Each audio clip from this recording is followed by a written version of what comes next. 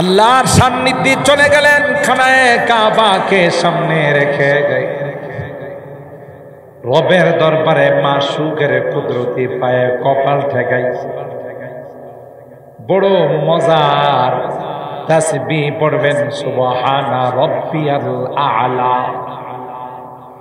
ওই সময়ে উকবা ইবনে আবি মুআইত উটের ভুঁড়ি নিয়ে আইসা আল্লাহর পয়গম্বরের মাথা মুবারকের মধ্যে ফেলে দিল। নাউজুবিল্লাহ। আর উটের ভুঁড়ি তো কোনো হালকা পাতলা নয়। ওই উটের ভুঁড়ি যখন আল্লাহর পয়গম্বরের মাথা মুবারকের মধ্যে রেখে দিল, এ ভাগ আল্লাহর পয়গম্বর মাথা মুবারক উঠাইতে পারেন, অনেক কষ্ট করেও মাথা উপরের দিকে উঠাইতে পারেন না। এই দৃশ্য দেখে আবু জাহেল, আবু লাহাব, সাইবা, উমাইয়া এমন আনন্দ পাইছে, একজন হাসতে হাসতে আরেকজনের তুলে পয়রা যায়। তো দেখছস মুহাম্মদ এখনো বিদায় নিবে, নাউজুবিল্লাহ। ওদের জানা নাই মুহাম্মদের দায়িত্ব কে নিয়েছেন। আরো জোরে বলতে হবে কে। এরা হাসতে হাসতে একজন আরেকজনের উপরে পড়ে যাচ্ছে। এই বোধহয় মুহাম্মদ দুনিয়া থেকে বিদায় নিয়ে চলে যাবে, শ্বাস বন্ধ হয়ে মারা যাবে। হযরতে আব্দুল্লাহ ইবনে মাসউদ রাদিয়াল্লাহু তাআলা আনহু দৌড়ে গিয়ে ফাতেমা তুজহারা রাদিয়াল্লাহু তাআলা আনহাকে বললেন, ফাতেমা রে আয় আয়, আমি একাই উটের ভুঁড়ি নবীর মাথা থেকে সরাইতে পারব। হযরত ফাতেমা তুজহারা রাদিয়াল্লাহু তাআলা আনহাকে নিয়ে ওই আল্লাহর পয়গম্বরের মাথা মুবারক থেকে উটের ভুঁড়িটা সরাইছে। আল্লাহর পয়গম্বর জীবনে কাউকে বদদুয়া দেয় না, এত কষ্ট দিয়েছে, এত নির্যাতন করেছে তায়েফবাসীরা। কথা কয় না, তায়েফের মানুষগুলো আল্লাহর হাবিবের গোটা দেহ মোবারককে রক্তাক্ত করে ফেলেছে। পাথর মেরে আল্লাহ নবীর গায়ে থেকে রক্ত ছিটাইছে। যে নবীর গায়ে মশা মাছি বাসা হারাম, কথা বলেন ঠিক না বেঠিক? বুক ভরা আশা নিয়ে আল্লাহর হাবিব তায়েফের জমিনে গিয়েছিলেন যে এরা আমার দাওয়াত গ্রহণ করবে, এরা আমার ইসলাম ধর্ম গ্রহণ করবে।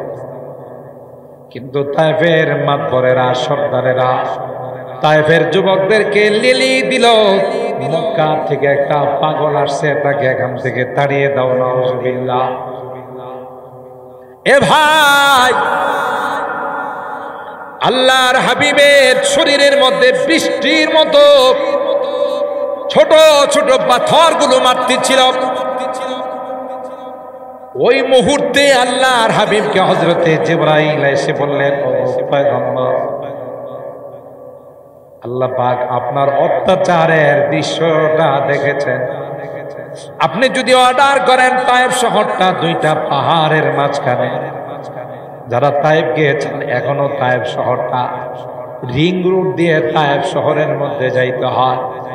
উপরে উঠে এমন ভাবে মনে হয় চরকার মতো ঘুরতেছে, তাদের হাত দুর্বল, এরা যদি নিচের দিকে তাকায় হাত ফেল করবে। এত উপরে পাহাড়ের মধ্যে গাড়িগুলো উঠে। হযরত জিবরাইল বললেন, পয়গম্বর আপনার যদি হুকুম হয়, দুই পাহাড়ের দায়িত্বে যে ফেরেশতা আছে আমি বলে দিব গো, দুইটা পাহাড়কে চাপা দিয়ে তায়েফের মানুষগুলোকে শেষ করে দিবে। আর এদিক দিয়ে আল্লাহর পয়গম্বরের দেহ মুবারক থেকে যে রক্তগুলো বের হচ্ছিল, এটা তো আস্তে আস্তে জমিনের মধ্যে পড়ে যাবে।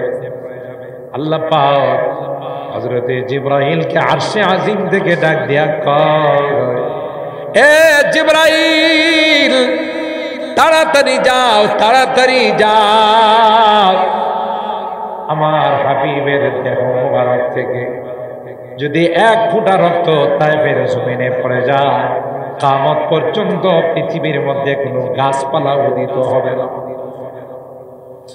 এই রক্তগুলো যেন জমিনের মধ্যে পড়তে না পারে।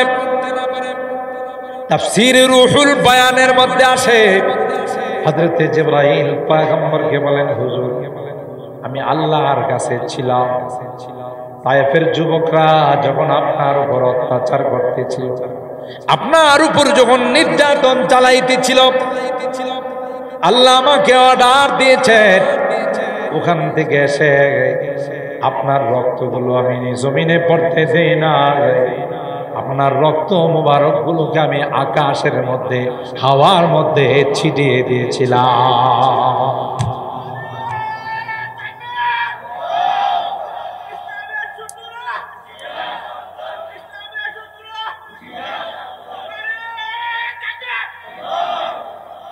হযরত জিবরাইল বললেন, পয়গম্বর এই বদমাশগুলো আপনার উপর আক্রমণ করেছে, অর্ডার দিন। আমি হুকুম দিলে মুহূর্তের মধ্যে দুই পাহাড়কে চাপা দিয়ে তাদেরকে মুহূর্তের মধ্যে শেষ করে ফেলে। হযরতে রাসূল আকরাম সাল্লাল্লাহু আলাইহি ওয়াসাল্লাম চোখের পানিগুলো ছেড়ে দিয়া কয়, এ ভাই জিবরাইল, আজকে যদি আমি বদদুয়া করি রে সবগুলো ধ্বংস হয়ে যাবে, তাইলে আমার দাওয়াতকে গ্রহণ করবে? আমার আল্লাহরে বলে দাও, আল্লাহুম্মা হদি কওমি ফা ইন্নাহুম লা ইয়ালামুন। আল্লাহ এরা আমাকে চিনে নাই, এরা আমাকে বুঝে নাই, মাফ করে দাও, মাফ করে দাও, মাফ করে দাও। আজকে এরা যদিও আমাকে চিনে না, এদের বংশধর আমার ঈমান গ্রহণ করবে। জোরে সুবহানাল্লাহ। এ ভাই, না গেলে বিশ্বাস করা যায় না। নিজের চোখে দেখে আসছে, আমি আমারও অনেক বয়ানে বলছি, এখানে ক্ষান্ত হয় নাই। সর্দার গুলো যুবকদেরকে বলল, মুহাম্মদ যেখানে দাঁড়িয়ে দোয়া করতেছে পিছনের খবর তো মুহাম্মদের নাই, পাহাড়ের উপর থেকে বড় একটা পাথর ফালাই দাও, এই পাথরটা আইসা মুহাম্মদকে মাটির সঙ্গে মিশাই দিবে। আল্লাহর হাবিব আল্লাহর কাছে দোয়া করতেছে, আল্লাহুম্মা হদি কওমি ফা ইন্নাকুম লা ইয়ালামুন। আল্লাহ মাফ করে দাও, মাফ করে দাও আল্লাহ, তাদেরকে তুমি ধ্বংস করো না। এদিক দিয়ে এরা ষড়যন্ত্র করছে, বড় পাথরটা ফেলে দিয়ে মুহাম্মদকে মেরে ফেলবে। ওদের জানা না পৃথিবীর সব কিছু কার গোলাম। হযরতে আসিয়া মাজলুম, ফেরাউনের দ্বারা নির্যাতিত আসিয়া আল্লাহর কাছে বলে, রব্বি মিনিলি ইন্দাকা বাইতান ফিল জান্নাহ ওয়া নাজ্জিনি মিন ফিরআউনা ওয়া আমালিহি ওয়া নাজ্জিনি মিনাল কওমিজ জালিমিন। আল্লাহ, জীবনে কোনোদিন কেউ আমার চেহারাটা পর্যন্ত দেখে না, আর এ জালেম আমাকে উলঙ্গ করবে না। এ মালিক, জালেম আমাকে উত্তপ্ত বালুর মধ্যে শোয়াইয়া পায়ে প্যারাক লাগাবে, হাতে প্যারাক লাগাবে, আমার উলঙ্গ করে আমাকে শাস্তি দিবে। না না না, আমি ইজ্জতের রক্ষা তোমার কাছে চাই। তাফসীরের কিতাবের মধ্যে আসে, আসিয়া দোয়া করতে দেরি হয়, সাথে সাথে আল্লাহ আসমানের মেঘ পাঠাই দিয়েছেন, আসিয়াকে আর দেখা যায় না। তাজিল্লুহুল মালাইকা, অন্য বর্ণনার মধ্যে আসে হযরতে আল্লাহ পাক রব্বুল আলামিনের অর্ডারে হযরতে ফেরেশতা যারা আছেন ওরা এসে ডানা দিয়ে আসিয়াকে ছায়া দিয়ে রাখছে। আসিয়া দেহটা আর ফেরাউন খুঁজে পায় না। এদিক দিয়ে আসিয়া আল্লাহকে বলে, রব্বি বিনিলি ইন্দাকা বাইতান ফিল জান্নাহ। দ্বিতীয় ফরিয়াদ হলো, আল্লাহ আমি তো তোমার জন্য এত কষ্ট সহ্য করছি, তুমি তো আমার আশেক, আমি তোমার আশেক, তুমি আমার মাসুক। তাই তোমার কাছে আমার জন্য জান্নাতে একটি ঘর বানিয়ে দিও। দূরে দিও না, দূরে দিও না, আমি তোমার আশেক। আল্লাহু আকবার বলে। তোমার ইশকে পড়ে, তোমার প্রেমে পড়ে আল্লাহ আমি সব কিছুকে বিসর্জন দিয়েছি। রাজপ্রসাদ, পানি, হওয়া সবকিছু বিসর্জন দিয়েছি। রব্বি বিনিলি ইনদাকা বাইতান ফিল জান্নাহ ওয়া নাজিনি মিন ফিরআউনা ওয়া আমালিহি ওয়া নাজিনি মিনাল কওমিজ জালিমিন। তার সম্প্রদায়, তার নির্যাতন সবগুলো থেকে হিফাজত করে আল্লাহ আমাকে তোমার কাছে একটি জান্নাতের ঘর বানিয়ে দিও। তাফসীরের কিতাবের মধ্যে আসে হযরত আসিয়ার দোয়া করতে দেরি হয়। আসিয়ার দোয়া আল্লাহর কাছে কবুল হতে দেরি হয় না। দুনিয়াতে থাকতে আল্লাহ আসিয়াকে তার জান্নাতের মাকাম দেখাই দিছে। তাইলে জান্নাত আছে না নাই? আল্লাহ বলেন ফাআম্মাল্লাযীনা আমানু ওয়া আমিলুস সালিহাত ফাহুম ফি রাউদাতি ইউহবারুন। যারা আল্লাহর দলের হবে, নামাজ যারা পড়বে, রোজা যারা রাখবে, মাহফিলে যারা আসবে, দান খায়রাত যারা করবে, হজ যারা করবে, যাকাত যারা দিবে, সত্য কথা বলবে, হালাল খাইবে, হারাম বর্জন করবে, আল্লাহ ডাক দিয়ে কয় এরা হলো আমার দলের। আলা ইন্না হিজবাল্লাহি হুমুল মুফলিহুন। আমার দলের যারা হয় আল্লাহ বলেন এরা হলো সফল কাম, এদের জন্য আমি আল্লাহ জান্নাত বানাইছি। আর যারা আমার দলের হবে না, আমার নিয়ামত পায়া নিয়ামতকে অস্বীকার করবে, নাফরমানি করবে। ওয়া আম্মাল্লাযীনা কাফারু ওয়া কাযযাবু বিআয়াতিনা ওয়া লিকাইল আখিরাহ ফাউলাইকা ফিল আযাবি মুহদারুন। রমজান মাসে রোজা রাখে নাই, তারাবির নামাজ পড়ে নাই, ঠিক মতো আল্লাহকে ডাকে না, এরকমের লোক আছে না নাই? আল্লাহর দেওয়া নিয়ামত খাইছে কিন্তু আল্লাহর হুকুম মানে নাই, রোজা রাখে নাই, দেহটা নষ্ট হয়ে যাবে, বডিটা নষ্ট হয়ে যাবে, চেহারাটা শুকাই যাবে, আছে না নাই? এরকমের যুবক আছে না নাই? যুবক, তোমার দেহটা সুন্দর রাখার জন্য তুমি রোজা রাখো না, রেডি থাকো, তৈয়ার থাকো, কবরে যখন যাবে রে তখন কবরের পোকামাকড় তোমাকে কামড়াবে। কথা বলেন ঠিক না বেঠিক? আর যারা রোজা রাখছে, যারা তারাবির নামাজ পড়ছে, এদের জন্য গুনার কারণে যদি কোনো কারণে আল্লাহর আদালতের আসামি হয়ে যায়, রোজা আল্লাহর কাছে গিয়ে বলবে রব্বি মানাতুহুত তুআত ওয়া শাহাওয়াতি বিন্নাহার। দিনের বেলায় খাইতে দেয় না, যেগুলো হালাল সেগুলো গ্রহণ করতে দেয় না, হারাম তো দূরের কথা।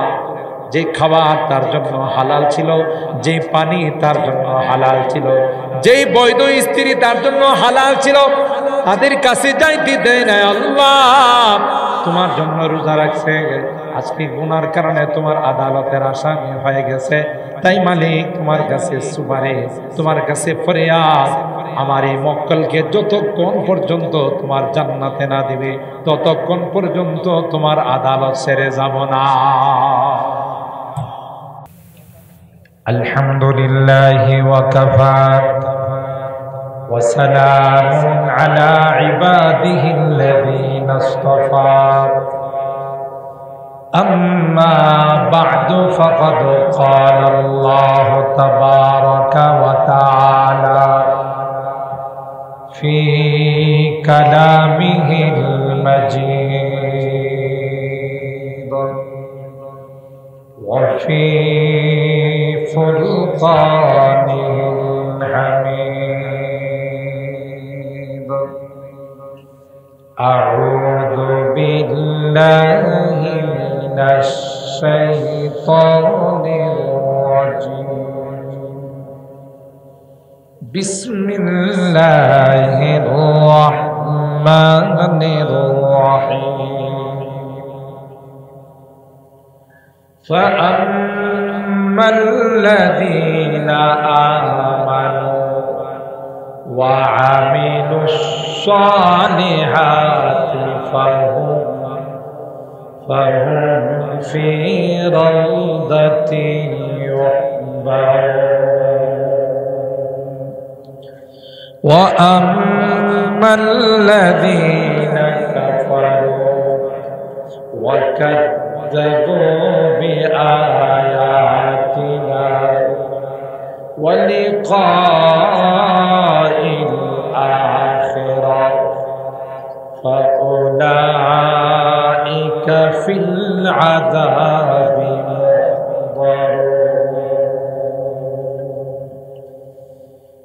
وقال النبي صلى الله عليه وسلم في حديث القدسي قال الله تعالى أعددت لعبادي الصالحين ما لا عين رأت ولا أذن سمعت ولا خطر على قلب بشر أو كما قال عليه الصلاة والسلام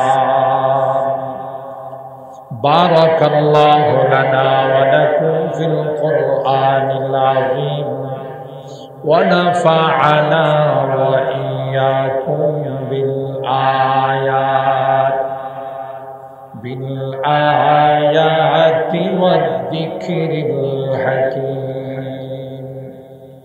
صدق الله العظيم وصدق رسوله النبي الكريم ونحن على ذلك لمن الشاهدين والشاكرين والحمد لله رب العالمين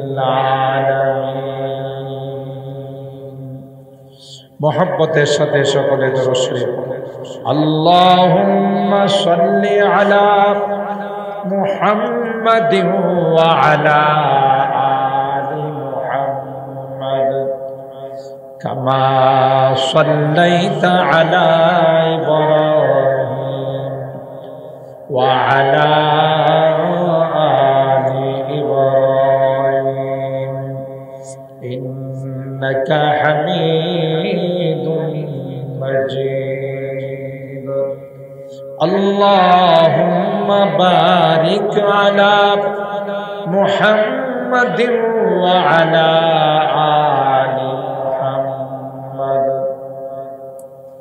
كما باركت على إبراهيم وعلى آل إبراهيم إنك حميد مجيد الحمد لله ثم الحمد لله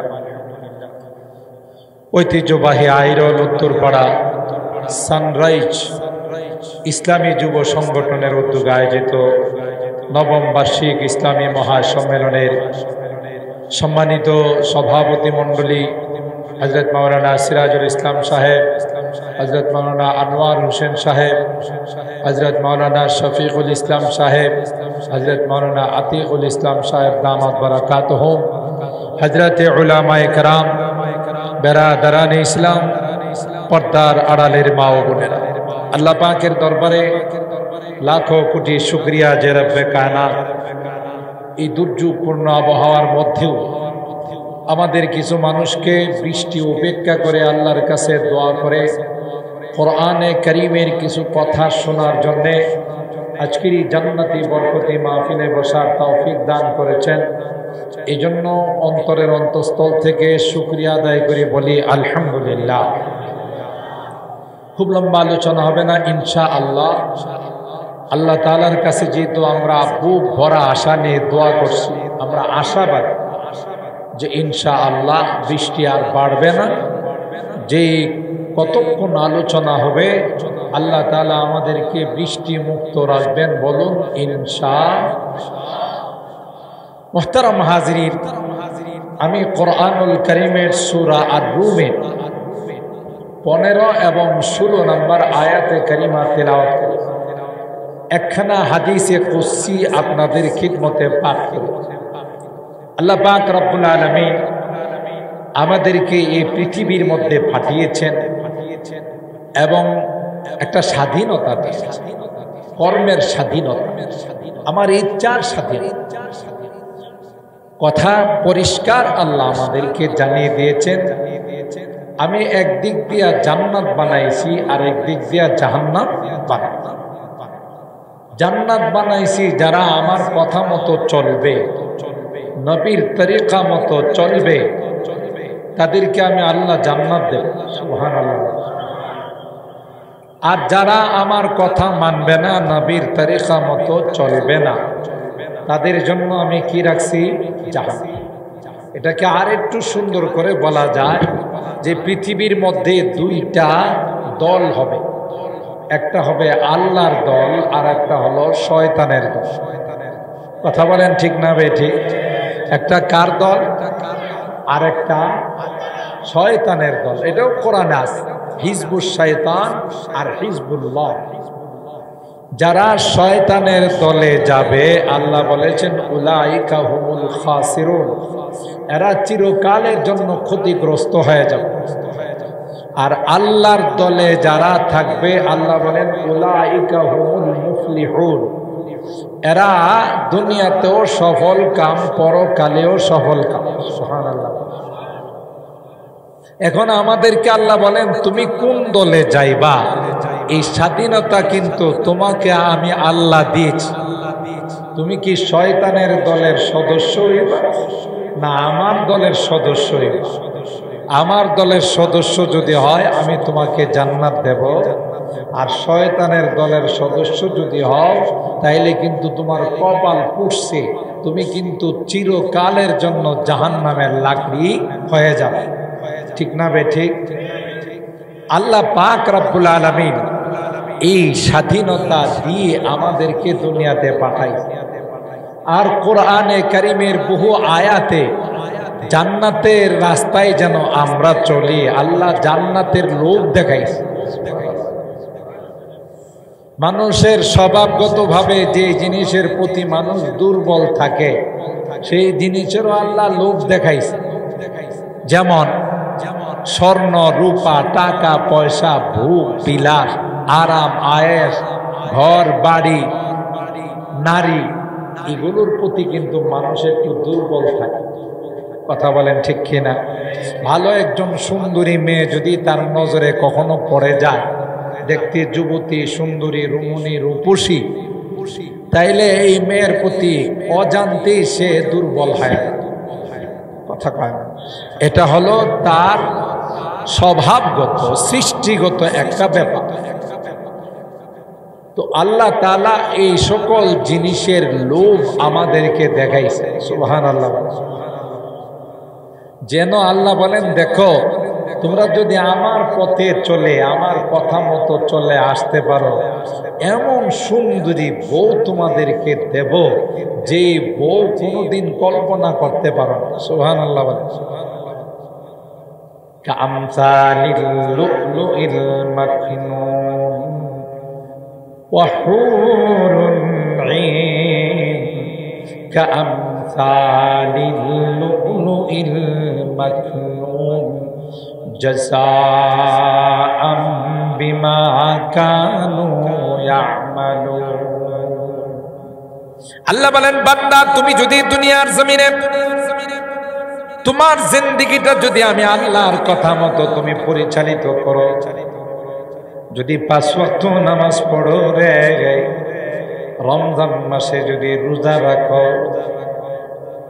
তোমার টাকা পয়সা থাকলে জীবনে একবার যদি তুমি হজ করে আসো, আর যদি তুমি বৎসরে বৎসরে যাকাত আদায় করো, হালাল যদি অর্জন করো, হারাম যদি বর্জন করো, বান্দা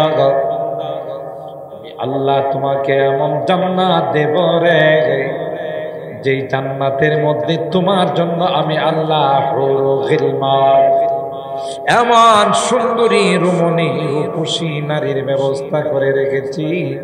ইনটেক মতি, ইনটেক ডায়মন্ড, এটা যেমন প্যাকেট থেকে বের করলে চকচক চকচক করতে থাকে, আল্লাহ বলেন এর চেয়ে অনেক সুন্দরী রমণী, অনেক সুন্দরী নারী তোমার স্ত্রী হিসাবে আমি আল্লাহ রেখে দিলাম। ওয়াহুরুন ঈন, আল্লাহ বলেন চোখগুলো হবে বড় বড়। সুবহানাল্লাহ। কয় এমন সুন্দরী হবে, এমন রমণী হবে রে। এই বাচ্চাটা বাঁশি বলাইতেছে, এটা তো সরাই দিতেছে। মুহতারাম হাজিরিন, আল্লাহ পাক বলেন তোমারই স্ত্রী, তোমার বধূ এত সুন্দরী হবে রে, তার কনিষ্ঠা আঙ্গুল, এটার নখ যদি পৃথিবীর মধ্যে প্রকাশ করে, সাথে সাথে পৃথিবীর সূর্যটা মলিন হয়ে যাবে। একটা থুতু যদি আটলান্টিক মহাসাগরের মধ্যে নিক্ষেপ করে, একবার যদি থুতু সে বঙ্গোপসাগরের মধ্যে নিক্ষেপ করে, একটা থুতু নিক্ষেপ করতে দেরি হবে, গোটা সাগরের পানিটা মেশকে আম্বরের চাইতে সুগন্ধি হতে দেরি করবে না। এত সুন্দরী রমণী রূপসী নারী তোমার জন্য রাখছি, শর্ত হলো দুনিয়ার কোন নারীর পিছনে পড়া। যুবকরা শোনো, অবৈধভাবে নাজায়েজ ভাবে কোন নারীর সাথে প্রেম করা যাবে না। তাইলে আল্লাহ তাআলা জান্নাতি এই রমণীর ব্যবস্থা করবেন। সুবহানাল্লাহ। আর যারা দুনিয়াতে কাম করে বলাইছে ওগো কমাল করছে, ওগো জান্নাতি তো নাই, জাহান্নামে গিয়ে কুল পাইব না। তবে একটা সুরত আছে, আজকের মাহফিলের পরে যদি তাওবা করে ফেলা, তাহলে আগের যা আছে সব ডিলেট, নতুন করে আল্লাহ আবার জান্নাতি রমণী রেডি করে ফেলায়। আর জোরে সুবহানাল্লাহ। এখন যুবকরা কই তাইলে এবারের ওয়াজ ঠিক আছে, বৃষ্টি আসে না গেছে গা? এই যে দেখছে আল্লাহ, দেখছে যে এদের বৃষ্টি দিয়েও দৌড়াইতে পারি না। কথা কান ঠিক কেনা? এটা কোরআনের আশেক, ইসলামের আশেক। সুতরাং মিকাইলরা আল্লাহ ডাক দেয়, কয় লাভ নাই, অন্যদিকে সরাই দে, গিয়া দেখেন বাড়ি ওরা বৃষ্টি হইতেছে। কথা পান, গিয়া দেখেন বসি ওরা বৃষ্টি হইতেছে। শুরুর তো বৃষ্টির জন্য আপনাদের এখানে কি বৃষ্টি দেখছেন? আমার গাড়ি টানতেই পারতেছে, কুয়াশা, মুষলধার বৃষ্টি। যেই আমি বাড়িওয়ার থেকে আপনাদের রাস্তায় ঢুকছি তখন বৃষ্টি নাই, কম পড়বো। আবার এখানে আইসে পরে আল্লাহ কয় দেখি এই লোকগুলো আসলে অসম্বার আইসে না, বৃষ্টি দিলে দৌড় দিয়ে একটু দেখি। আপনাদেরকে একটু বৃষ্টি দিয়ে আল্লাহ চেক করছে, আর আপনারাও তো কয়া ফেলাইছেন যে সবসময় তো শুকনাতে শুনি, আজকে ভিজাতে শুনি। কথা কন ঠিক কেনা? আর খাস দিলে আপনারা দোয়া করছেন। আল্লাহ তো বলেনি যে বান্দা আমার কাছে দোয়া করতে দেরি হয়, কবুল করতে দেরি হয় না। সুবহানাল্লাহ। আল্লাহ মিকাইলের কইছে আশপাশে এখানে যখন দোয়া হয়ে যাব তখন বেশি করে বৃষ্টি। সুবহানাল্লাহ। কাম দেখছেন না, অনেক সময় রোডের এপারে বৃষ্টি, ওই পারে বৃষ্টি নেই। কার কথা মতো? কার কথা মতো বলো? আল্লাহর কথা। তো আমরা আজকে জান্নাত অর্জন করার জন্য, জাহান্নাম বর্জন করার জন্য এখানে বসছি, ঠিক কিনা বলেন? আল্লাহ পাক আমাদেরকে লোক দেখাইছেন। এই তো কয়েকটা দিন একটু কষ্ট করো, 5 ওয়াক্ত নামাজ পড়ো, বৃষ্টি বাদলে ভিজে বয়ান শোনো, বৃষ্টি বাদলে ভিজে মসজিদে নামাজ পড়তে যাও, শীতের মধ্যে কষ্ট করে ঠান্ডা পানি দিয়ে উযু করো, রমজান মাসে একটু দিনের বেলায় উপবাস থাকো, কয়েকটা দিন কষ্ট করো, এরপরে শুধু সুখ আর সুখ, শান্তি আর শান্তি। কৃষকরা কি সারা বছর কাম করে খেতে খামারে? কিছুদিন কাম করে ক্ষেত নিরায়, এরপরে ফসল পাইলে কি খুশি। এই যে এমনি ভাবে কিছুদিন কাজ করছো, কষ্ট হইছে, ফসলটা যখন ঘরে উঠাইবা তখন তোমার হাসি দেখে কাটা। সুবহানাল্লাহ। আল্লাহ আম্মা মান উতিয়া কিতাবাহু বিয়ামিনিহি ফায়াকুলু হাকুম করাউ কিতাবিয়া ইন্নী যানানতু আন্নী মুলাকিন হিসাবিয়া ফাহুয়া ফী ঈশাতির রাদিয়া ফী জান্নাতিন আলিয়া কুতুফুহা দানিয়া। আল্লাহ ডাক দেয়া কয়, যারা নেককার হবে, দিনদার হবে, দুনিয়ার জমিনে তারা আল্লাহর হুকুম পালন করার জন্য কোনো দ্বিধা করে নাই। রমজান মাসে রোজা রাখছে, জমিনে কাম করছে, রমজান মাসে রোজা রাখছে, অটো চালাইছে, রমজান মাসে রোজা রাখছে, রৌদ্রের মধ্যে হাড় ভাঙ্গা পরিশ্রম করছে। নামাজের টাইম হয়েছে, গামছা বিছাইয়া জমিনের মধ্যে দাঁড়াইয়া নামাজ পড়ে ফেলছে। সুবহানাল্লাহ বলেন। কেন রে, কেন? আল্লাহ ডাক দেয়া কয়, আমার এই বান্দা জান্নাতের আশায়, জাহান্নাম থেকে মুক্তি অর্জন করার জন্য, জান্নাতে যাওয়ার জন্য কোনো কিছুই মানে না, কোনো বৃষ্টি বাদল মানে নাই, শীত মানে নাই, গরম মানে নাই, রোদ মানে নাই।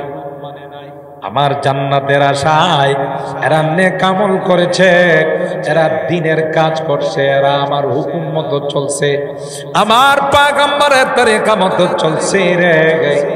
এই ফেরেশতা দেরি করিস না, দেরি করিস না, সুজা তার আমলনামা তার ডান হাতে দিয়ে দাও। আর আল্লাহর বান্দা বান্দি ডান হাতে আমলনামা পাইয়া আত্মীয় স্বজনদেরকে ডাক দিয়ে বলবে, কিতাবিয়া, কে আছো তোমরা? আল্লাহ আমাকে পুরস্কার দিয়েছেন আমার আমলনামাটা ডান হাতে। না হলে দেখো দেখো কত ভালো রেজাল্ট করছি, প্রত্যেকটা সাবজেক্টে 100তে 100 পাইছি আমি। সুবহানাল্লাহ বলে। আমি A+ পেয়েছি, গোল্ডেন পেয়েছি, আমি সিরিয়ালে এসেছি, সবাইকে তাক লাগাই আমি ভালো রেজাল্ট করছি। কেন রে? আমার ধারণা ছিল দুনিয়ার জিন্দেগিতে একটু ভালো আমল করলে, দুনিয়ার জিন্দেগিতে একটু কষ্ট করলে, তাইলে পরকালে আল্লাহ আমার আমলনামাটা ডান হাতে দিবে। ইন্নী যানানতু আন্নী মুলাকিন হিসাবিয়া। এই ধারণা ছিল দেখেই তো অনেকে বৃষ্টি দেখা বাড়িতে গেছে গা, আর আমি বৃষ্টি দেখাও মাঠে আইছি। ঠিক কিনা? কারণ একদিন ভিজলে আমার কিছু হবে না, কিন্তু এই ভিজার কারণে যদি আল্লাহ আমার আমলনামাটা ডান হাতে দিয়ে দেয়, তাইলে আমার কপাল খুলে গেল, জান্নাত বরাদ্দ হয়ে গেল। ইন্নী যানানতু আন্নী মুলাকিন হিসাবিয়া ফাহুয়া ফী ঈশাতির রাদিয়া ফী জান্নাতিন আলিয়া। আল্লাহ ডাক দেয়া কই, গোলাম আয়া, আমি জান্নাতের উচ্চ মাকাম তোমার জন্য বরাদ্দ করে দিলাম। কাউকে কাউকে আল্লাহ দুনিয়া থাকতেই জান্নাত দেখে। সুবহানাল্লাহ। যেমন মিস্টার ফেরাউন তার স্ত্রী হযরতে আসিয়াকে রাদিয়াল্লাহু তাআলা আনহা, আল্লাহ তাআলা তাকে দুনিয়াতে থাকতেই আল্লাহ জান্নাত দেন। আর জোরে সুবহানাল্লাহ। অথচ কার স্ত্রী? কথা কয় ফেরাউনের স্ত্রী। ফেরাউন তো পৃথিবীর মধ্যে সবচেয়ে ভালো মানুষ ছিল, তাই না? হ্যাঁ, গডফাদার ছিল, সন্ত্রাস ছিল, কত মানুষ হত্যা করছে তার ক্ষমতা টিকে রাখার জন্য। কেনা বলেন? অত একটা পর্যায়ে নিজে কি দাবি করছে? খোদা দাবি করছে। কথা কয় না? করছে না? কত বড় খারাপ মানুষটার ঘরে আল্লাহ এমন একজন নেককার, দিনদার, আবেদা, সালেহা আল্লাহ ওয়ালি একজন নারীকে পৌঁছাই দিয়েছেন, যার নাম ছিল হযরতে আসিয়া রাদিয়াল্লাহু তাআলা। হাই হাই, দেখছেন নি কপাল। আর এদিক দিয়া নবীর স্ত্রী, লোত নবীর স্ত্রী, নবীর স্ত্রী হয়েও বিনা হিসাবে জাহান্নাম।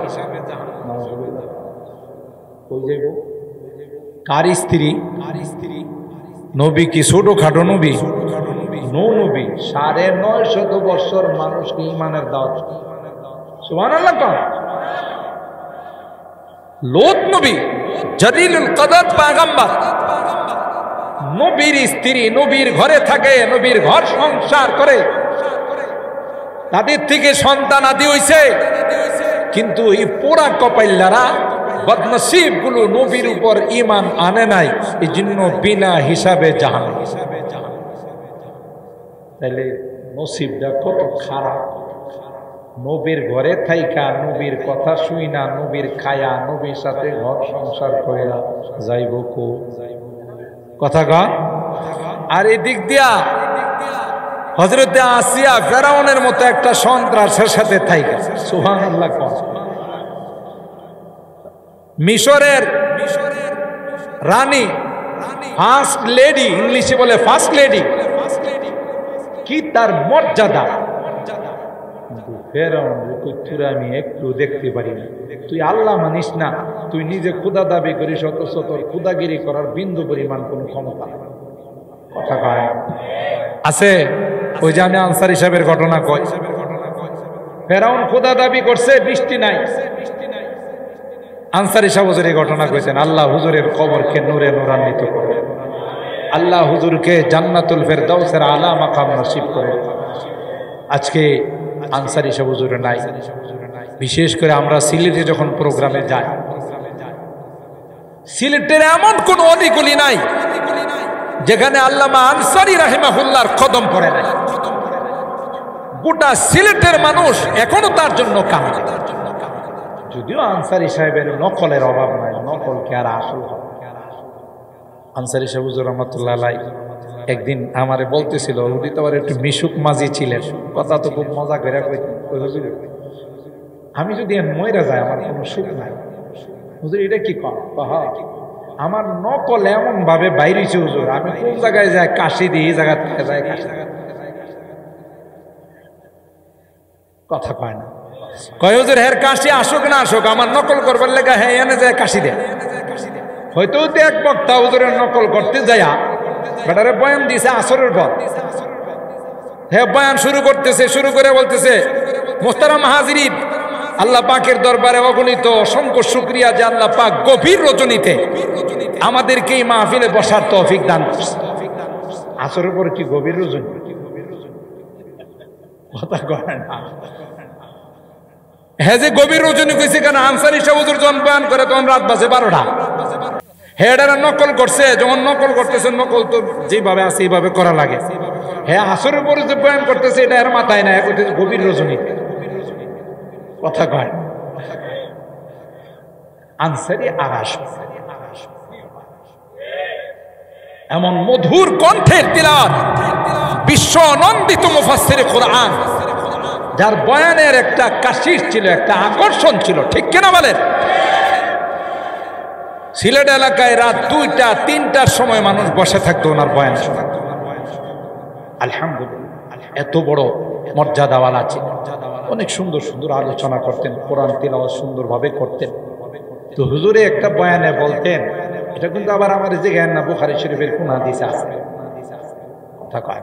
এখন তো একদম নতুন মুসলমান হয়েছে, নতুন মুসলমান হয়েছে, এরা মডারেট, আমাদের মতো পুরাতন মুসলমান না, এলেও কাটসাট মুসলমান। কাটসাট কেমন? তারাবি 20 রাকাত না 8 রাকাত কথা কয় না। কোন সুন্নত টুন্নত কিচ্ছু নাই, আগেও নাই পরও নাই। নামাজ পড়তে গেলে টুপি টাপে কিছু লাগে না, এমনি দৌড় দেওয়া যায়, নামাজ পড়া ভাড়া। আর কোন সুন্নত মুন্নত কিছু নাই, 2 রাকাত পড়া বাইরে যান। কথা বলেন ঠিক কিনা? এলো কাটসাট মুসলমান, শর্টকাট মুসলমান। কথা বলেন ঠিক কিনা? না জানি দল কোন দিন কয়ে ফেলায় যে মাগরিবের নামাজটা একটা বেকাব্বা দেখা যায় 3 রাকাত, 1 রাকাত মাইনাস। কোন দিন যে কয়া পালাই যে মাগরিবের নামাজ এখন থেকে আর 3 রাকাত নাই, কয় রাকাত হয়ে গেছে? এটা আর 1 রাকাত গেল কই, তো ফালাই দিছি। নামাজের রাকাতকে ফালানোর ক্ষমতা কোনো বাপের বেটার আছে? এটা কে দিছে? দেখছেন না রমজান মাসে আমাদের ঢাকাতে এই রোগটা বেশি, এই রোগে অনেক গরু মারা গেছে। এই 8 রাকাত পয়রা বাইরে যায়, ও কই যায়? ওই যে ইউটিউবের হুজুর কইছে 8 রাকাত তারা। আসলে ইউটিউবের হুজুরের দোষটা বেশি না, আমরা হলো সুবিধাবাদ জিন্দাবাদ। 20 রাকাত পড়লে কষ্ট হয়, 8 রাকাত পড়লে কষ্ট হয় না, এই জন্য সুবিধা পাইছে দৌড় মারছে। আপনারা আবার রাগ করতেছেন নি? আল্লাহ এলাকাকে হেফাজত করেন, আমিন বলেন। এটি হলো আরেকটি বাটপার সিটার, ইবাদত থেকে মসজিদ থেকে মানুষকে বাহির করার আরেক ষড়যন্ত্র। কথা বলেন ঠিক কিনা? এই যে মালিয়াতা মাদ্রাসার মুহাদ্দিস হুজুর আছেন আল্লামা নুরুল ইসলাম সাহেব, হুজুরে হাদিস পড়ান, আমি নালায়েক হাদিস পড়াই। জীবনটা পড়লাম আর পড়াইলাম, এখন মরার সময় হয়ে গেছে, কিন্তু একটা হাদিসও পাইলাম না যে তারাবি কয় রাকাত। 8 রাকাত তারাবি কোথাও পাইছি না। তারাবি কয় রাকাত? কিন্তু হে পাইছে তারাবি কয় রাকাত। আসলে ঘটনা কি করছে জানেন? একটা নিয়ে আরেকটা লাগাইছে। ওই যে আমি আমার বয়ানে বলি, হাতুড়ি ডাক্তার আছে না, গ্রাম্য ডাক্তার, কোনো লেখাপড়া নাই, মেডিকেল কলেজে লেখাপড়া করে না, আবার গ্রাম্য ডাক্তার এখানে থাকলে কেউ রাগ করেন না। কোনো গ্রাম্য ডাক্তার আছে মাশাআল্লাহ, এদের হাতে অনেক যশ আছে। কথা বলেন ঠিক কিনা? ডাক্তারি করতে করতে এতটা অভিজ্ঞতা হয়েছে, কোন ওষুধটা দিলে কোন রোগীর কি কাজ হবে মাশাআল্লাহ সাথে সাথে কাজ হয়ে যায়। ঠিক না বেঠিক? কিন্তু কিছু আছে এগুলো কম্পাউন্ডার ছিল, কোনো লেখাপড়া করে না, ওষুধ দিতে দিতে একটা অভিজ্ঞতা হয়েছে, এই নিয়ে এখন বড় বড় ডাক্তার দাবি করে। সাইনবোর্ড লাগাইছে যে এখানে প্রচন্ড জ্বরে আক্রান্ত রোগীকে মুহূর্তের মধ্যে ভালো করা হয়। তো গ্রামের মানুষ তো, মা অসুস্থ হয়ে পড়ছে, মার বয়স 80-র উপরে, বুড়ি মানুষ, জ্বর আসছে, প্রচন্ড জ্বর গায়ে। ওই হাতুড়ি ডাক্তার যে গ্রামের ডাক্তার, এই ডাক্তারের কাছে লয়ে গেছে, আমার মা অসুস্থ, জ্বর প্রচন্ড, আপনি তো অনেক জ্বরের রোগী, ভালো করতে পারেন। হ্যাঁ আরে কই জায়গা মতো এইসো। বেটা কইছে শোয়াই দাও, তোমার মারে শোয়াই দাও। এ যায় চুলার মধ্যে লোহা গরম দিছে। কি গরম দিছে? লোহা গরম দিছে। এই লোহা গরম দিয়া যখন লাল টকটকে হয়ে গেছে, এই বুড়ি মানুষটার বগলের মধ্যে চাপ দিয়া ধরছে, জ্বরবালা করে। এখন এই যে এমনি মানুষটা বুড়ি, আবার জ্বর, আবার এই রকমের আগুনের যদি একটা শেক দেয়, থাকবো না যাইব কিছুক্ষণের মধ্যে বিদায়। আর মানুষ মারা গেলে কিন্তু শরীরে রক্ত ঠান্ডা হয়ে যায়, গায়ে ধরলে দেখা যায় ঠান্ডা, একটু পরে হাত দেয়া দেখে যে গায়ের কোনো অংশেই জ্বর নাই, সব ঠান্ডা। ডাক দেয়া কয় হাসেন, যেই কথা সেই কাজ। কি হয়েছে? কয় যে আপনার মার জ্বর ভালোই গেছে, দেখেন শরীরে কোথাও কোনো গরম নাই, সব ঠান্ডা। এরও হাত দেয়া দেখে ঠিক হইতো। মারে ডাকে, মা, ও মা, মা শরীরটা এখন কেমন লাগতেছে? মা তো আর কথা কয় না, বারবার ডাকতে ডাকতে দেখে একটা পর্যায়ে মা নাই। হায় হায় চিল্লা বলা, এই মেয়ে আমার মারে মাইরে ফেলাইছে। ভাই চিল্লা চিল্লি কম করেন, চিকিৎসা সঠিক ছিল, কিন্তু আল্লাহর মাল আল্লাহ নিয়ে গেছে। কথা কয়, আমার চিকিৎসা কোনো ভুল নাই, আমি বইয়ে যা লেখা আছে সে অনুপাতে চিকিৎসা করছি। মইরা গেছে, এটা তো আমার কিছু করা না। আর আমার তো চ্যালেঞ্জ ছিল হলো জ্বর ভালো করা। দেখেন গায়ে কোথাও জ্বর আছে না, মরল না না মরল ওটা তো আমার না। ওসি সাহেব ডাকছে, আপনি তো খুনের আসামি মিয়া, ডাক্তারি কোন জায়গায় লেখাপড়া করছেন? তো আইরল মেডিকেল কলেজে। কোথায়? আইরল মেডিকেল কলেজে লেখাপড়া করছে। আইরল কোন মেডিকেল কলেজ আছে? কই এখানে লেখাপড়া করছে। তুমি কি দিয়ে চিকিৎসা করছো? তুমি কোন মেডিকেল কলেজের ছাত্র? কয় স্যার আমার চিকিৎসার কোনো সমস্যা নাই, বইয়ে যা আছে সেইভাবে চিকিৎসা করছে। বইয়ে কি আছে? ওই যে যাওয়ার সময় সাথে করে বকলে করে বই লয়ে গেছে, বইয়ে লেখা আছে প্রচন্ড জ্বরে আক্রান্ত হলে লোহা গরম করে শেক দিলে মুহূর্তের মধ্যে জ্বর ভালো হয়। এটা খুল্লা দেখাই দিছে ওসি সাহেব। ওসি সাহেব পরে কি আছে? পরে কি আছে এটা তো আমি আর দেখি নাই। কয়টা দেখলাম না, দেখি পাতা উল্টাও, পরের পৃষ্ঠায় লেখা আছে যদি রোগী মহিষ হয়। কথা কয় না, যদি রোগী লোয়া গরম করে শেক দিলে জ্বর ভালো হয় মানুষের না মহিষের? কার চিকিৎসা কার মধ্যে লাগাইছে? মহিষের চিকিৎসা? কথা কয় না, মহিষের চিকিৎসা মানুষের উপরে লাগাইছে। এই মানুষ মরবো না বাঁচবো? তেলে বেটার ভুলটা হয়েছে যে বুঝে নাই কোন জায়গার চিকিৎসা কোন জায়গায় করতে হবে, এটা সে বুঝে নাই। ভুল চিকিৎসা করে রোগী মারছে। ঠিক যারা মিডিয়াতে এসে মুসলমানদেরকে ধোঁকা দেয় যে তারাবি 20 রাকাত নাই, ওরাও ওই হাতুড়ি ডাক্তারের মতো, যে ডাক্তার চিকিৎসা বিদ্যা না শিখে মানুষ মারে, এরাও কোরআন হাদিস না পড়ে মানুষের ঈমান ডাকাতে। কথা কি ঠিক বললাম না বেঠিক বললাম? মানুষের ঈমান ডাকাতি। মোহতারাম হাজিরিন, যে কথা আপনাদের খেদমতে বলতেছিলাম যে এই জন্য লেখাপড়া লাগে, দিন সম্পর্কে জানতে হয়। তো হযরত আনসারী রাহিমাহুল্লাহ, মনে আছে তো কথা? আনসারী রাহিমাহুল্লাহ তিনি বলেন যে ফেরাউন যখন খোদা দাবি করছে, এর পিছনে তো ইতিহাস আপনাদের জানা আছে। খোদা দাবি করছে যখন ফেরাউন,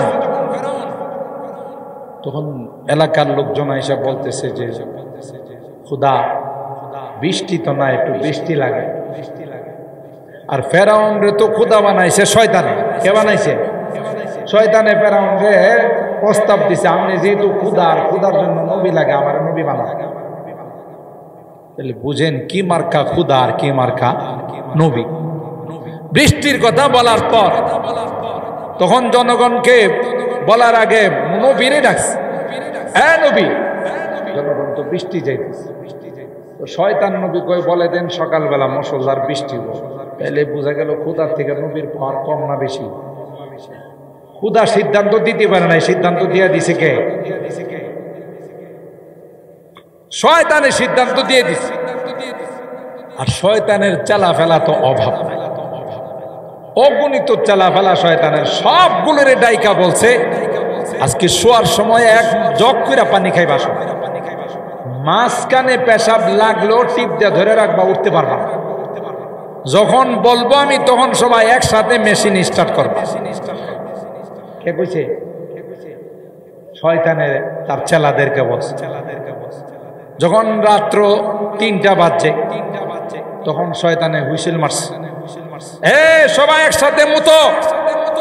কথা বলে শয়তানের চেলারা যখন একসাথে মুতা শুরু করছে, টিনের ঘর যারা আছে এরা তো মনে করছে বৃষ্টি কারে কয়, কত প্রকার ও কি কি কথা বলেন কি, মুষলধার বৃষ্টি হইতেছে। কথা বলেন ঠিক না বে ঠিক? এই কথা যখন সবাই বৃষ্টি পাইছে, সকালবেলা গেছে জমি জামাতে বৃষ্টির পানি দেখবার লাগে, কিয়া দেখি আল্লাহ বৃষ্টির পানি দিয়ে হলুদ। বৃষ্টির পানি কি আজকে যে বৃষ্টি হয়েছে এটার পানি হলুদ না সাদা? কিন্তু খোদার বৃষ্টি, যে খোদা বৃষ্টি দিল এই খোদার বৃষ্টির পানি হলুদ। জাগ্গা কালার বেশ কম হইতে পারে। দেখতে যখন গেছে কাছাকাছি দেখে যে বাপরে বাপ, দুর্গন্ধ কত প্রকার কি। আর দুর্গন্ধ হবে না কেন? সারা রাত তো পানিটা জমায় রাখছে, আর জমানো পেশাব আর বারবার পেশাবের গন্ধ কি একরকম? ইনটেক পেশাব। এখন দুর্গন্ধে তো কেউ কাছে যাইতে পারে না। শেষ পর্যন্ত আবার খোদার কাছে গিয়া গেল, খোদা কি বৃষ্টি, জীবনে এই বৃষ্টি দিই না, হলুদ বৃষ্টি, আবার এমন দুর্গন্ধ, কাছে যাওয়া যায় না। খোদা আমি তো কিছুই জানি না, নবীরে জিগাই। খোদা কিছু জানে না, নবীরে জিজ্ঞাসা করতে। নবীরে ডাক দিছি পরে নবী কয় কি হইছে? বৃষ্টির পানি যে দিলেন এটা তো হলুদ আবার দুর্গন্ধ। খোদা নবী খোদারে এমন ধমক দোয়া দিছে, চুপ থাকেন, বেশি চিল্লাচিল্লি করেন আপনি একটা ডুপ্লিকেট খোদা, আমি ডুপ্লিকেট নবী। আর যারা আমাদের দুইজনকে খোদার নবী মানে এরা ডুপ্লিকেট জনগণ। বৃষ্টিকে অরিজিনাল না পাইবে? বৃষ্টিও কি পাইব? ডুপ্লিকেট বৃষ্টি। আনসারী সাহেব হুজুর খুব মজা করে বলতেন, তো ফেরাউনের স্ত্রী হযরতে আসিয়া রাদিয়াল্লাহু তাআলা আনহা, জি ফেরাউন একটা ভণ্ড ছিল, খোদার দাবি করছে, সেই ফেরাউনের ঘরে থেকে আসিয়া দুনিয়াতে থাকতেই জান্নাতে। আর জোরে সুবহানাল্লাহ। زوجائے فرعون ہوئے طاہرہ اہلیہ لوط نبی ہو کافرہ زادہ آزر خلیل اللہ ہوا اور کنعان کا گمراہ ہوا। কবি বলেন হযরত আসিয়া রাদিয়াল্লাহু তাআলা আনহা এত বড় সন্ত্রাস, এত বড় নাফরমান ফেরাউনের স্ত্রী হওয়া সত্ত্বেও আল্লাহ পাক রব্বুল আলামিন তাকে পবিত্র করে দিয়েছেন। দুনিয়াতে থাকতেই আল্লাহ পাক তাকে জান্নাতের মাকাম দেখাইছে। সূরা তাহরিমের মধ্যে আসে ওয়া দারাবাল্লাহু মাসালাল লিল্লাযীনা আমানু ইমরাআতা ফিরআউন إذ قالت رب ابن لي عندك بيتا في الجنة ونجني من فرعون وعمله ونجني من القوم الظالمين। ফেরাউন যখন জানতে পারল তার স্ত্রী তাকে মানে না, আসিয়া তাকে বিশ্বাস করে না, তখন ফেরাউন সিদ্ধান্ত নিল আসিয়া রাদিয়াল্লাহু তাআলা আনহাকে উত্তপ্ত বালুর মধ্যে শুয়াইয়া তার পায়ে এবং হাতের মধ্যে পেরাক লাগাইয়া, নাউযুবিল্লাহ বলেন, তাকে উলঙ্গ করে সবার সামনে তাকে শাস্তি দেওয়া হবে। তাফসীরের কিতাবের মধ্যে আসে যখন এই পরিস্থিতি হযরতে আসিয়া দেখলো, আল্লাহর কাছে দোয়া করে, আল্লাহ মানুষের সামনে তুমি আমাকে কোনোদিন বেইজ্জত কইরো না। তাফসীরের কিতাবের মধ্যে আসে হযরতে আসিয়া দোয়া করতে দেরি হয়, কারণ তখন আসিয়া ফেরাউনের দ্বারা নির্যাতিত ছিল। কথা বলেন ঠিক কি না? আর হাদিসের মধ্যে পয়গম্বর কয়, যারা নির্যাতিত হয়, যারা নিপীড়িত হয়, মাজলুম হয়, এদের হাত তুলতে দেরি হয়, ওই হাতগুলো আল্লাহর আরশ পর্যন্ত যাইতে দেরি হয় না। বহুত তালিব খুদা মিলতা শিকস্তা দিল नहीं मिलता, बहुत तालिब खुदा मिलता शिकस्ता दिल नहीं मिलता, शिकस्ता दिल जैसे हासिल हकीकत में वही काम। ভঙ্গরি দুই নিয়ে, মন ভাঙ্গা নিয়ে যদি কেউ আল্লাহর কাছে ফরিয়াদ জানায়, নবী কয় ফরিয়াদ জানাইতে দেরি হয়, আমার আল্লাহ কবুল করতে দেরি হয় না। ফিলিস্তিনের মুসলমান মজলুম না, মজলুম না, কথা কয় না। ফিলিস্তিনের নারীরা, ফিলিস্তিনের পুরুষরা, ফিলিস্তিনের মাসুম কুচি কাঁচা বাচ্চাগুলো নিপীড়িত, নির্যাতিত, নিষ্পেষিত, তারা প্রতি মুহূর্ত আল্লাহর কাছে দোয়া করে, আল্লাহ রব্বানা আখরিজনা মিন হাযিহিল ক্বরিয়াতিল যালিমি আহলুহা ওয়াজআল লানা মিন লাদুনকা ওয়ালিয়া ওয়াজআল লানা মিন লাদুনকা নাসীরা। আর সহ্য হয় না মালিক, তোমার পক্ষ থেকে আমাদের সাহায্যের ব্যবস্থা করো। তাই ইরানের দূতাবাসের মধ্যে ইসরায়েলরা হামলা চালায়। এখন ইরান কয় আমার দূতাবাসে হামলা চালাইছো, তোমাদের আর রেহাই নাই। এবার বৃষ্টির মতো ইরান মিসাইল গুলো নিক্ষেপ করা শুরু করে দিয়েছে। কথা বলেন ঠিক কিনা? ইরানকে মিসাইল নিক্ষেপ করার, ক্ষেপণাস্ত্র নিক্ষেপ করার জন্য কে বাধ্য করছে? কথা বলেন কে? এবার ইসরায়েল মনে করেছিল আমাদের যে প্রতিরক্ষা ব্যবস্থা, আমাদের যে অস্ত্রের জঞ্জনানি, আমাদের পৃথিবীর কোন রাষ্ট্র আক্রমণ করে কিছুই করতে পারবে না। ইরানের হামলার পর তাদের ভুল ধারণা ভেঙে গেছে যে না না, আমাদের এই প্রতিরক্ষা ব্যবস্থা দিয়া এত দূর ইরান আমাদের উপর আক্রমণ করে ফেলছে, তাদের আওতার ভিতরে নিয়ে গেছে। যে কোনো সময় আমরা আক্রান্ত হয়ে যাব, আর যে কোনো সময় আমাদের প্রতিরক্ষা ব্যবস্থা ভেঙে চুরমার করে আমাদেরকে ধূলিসাৎ করে ফেলবে। কথা বলেন ঠিক কিনা? এ মুসলমান, আল্লাহ পাক সময় দেন, সুযোগ দেন, আল্লাহ পাক সুতা ছেড়ে দেন, আল্লাহ পাক কাউকে কোনোদিন একবারে ছেড়ে দেন না। ফেরাউনকে আল্লাহ সুযোগ দিয়েছেন, কারুনকেও সুযোগ দিয়েছেন, হামানকেও সুযোগ দিয়েছেন, আবু জাহেলকেও সুযোগ দিয়েছেন। যারা সুযোগ গ্রহণ করে না, আল্লাহ পাক বলেন আমি ছাড় দিই, কাউকে কোনোদিন ছেড়ে দেই না। ঠিক না বে ঠিক? অবশ্যই অবশ্যই হাদিস বলে, কোরআন বলে, একটা সময় আসতেছে আজকে যে ইসরায়েলের শয়তানগুলো বিশ্বের মুসলমানদেরকে পেরেশান করে রাখছে, একটা সময় আসতেছে ইনশাআল্লাহ ইমামে মাহদির নেতৃত্বে মুসলমান সৈনিকেরা এমন ভাবে ইসরায়েলের শয়তানদেরকে তছনছ করে ফেলবে, বৃক্ষের নিচে গাছের পিছনে যদি কেউ আশ্রয় নেয়, ওই গাছটার জুবান আল্লাহ খুলে দিবে, সেও বলবে যে আমার পিছনে ইহুদির বাচ্চা লুকিয়ে আছে, তাকে হত্যা। ঠিক না ঠিক? তাহলে এক সময় আল্লাহ ধরবেন। এখন আল্লাহ সুযোগ দিচ্ছেন, সানাস্তাদরিজুহুম মিন হাইসু লা ইয়ালামুন ওয়া উমলি লাহুম ইন্না কাইদি মাতিন। আল্লাহ বলেন যেদিন ধরবো আমি আর ছাড়বো না, যতই কেউ মেও করো মুক্তি পাবে না। যেমন ফেরাউন রব দাবি করছে, যখন সাগরে ডুবা শুরু করছে তখন কি কম তওবা করছে? ফেরাউন কম তওবা করছে? আল্লাহরে বলে ওয়া আনা মিনাল মুসলিমিন, আমানতু বিল্লাহিল্লাযী আমানাত বিহি বানু ইসরাঈল। বনি ইসরাঈল যে আল্লাহকে বিশ্বাস করছে, আমি সে আল্লাহকে বিশ্বাস করে নিলাম, আমি একজন পাক্কা মুসলমান। আল্লাহ কয় মেয়াদ শেষ,